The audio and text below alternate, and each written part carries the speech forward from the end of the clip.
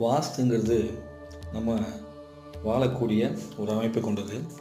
அந்த வாஸ்து யாருக்காக பார்க்கணும்னா, வீட்ல இருக்கிற பெண்களுக்காக பார்க்கணும்.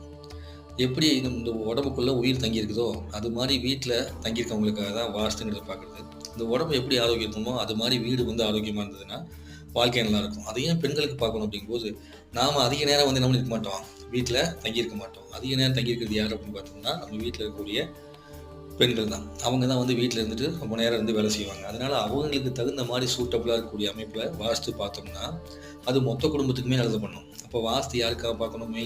மெயினா வந்து அந்த வீட்ல வாழக்கூடிய பெண்களுக்காக பார்க்கணும். அப்போ பெண்கள் நலமாக வாழணும், பூவோட பொட்டோட வாழணும்னா ஆட்டோமேட்டிக்கா ஆண்களுக்கு தேவையான விஷயம். அதாவது கணவனுக்கு தேவையானது, பெண்கள் நலமா வாழ்றதுக்கு அவங்க பிள்ளைங்களுக்கு தேவையானது.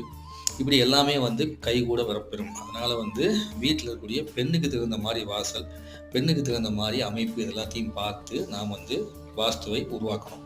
ஞாபகம் வச்சுக்கங்க. சரிங்களா?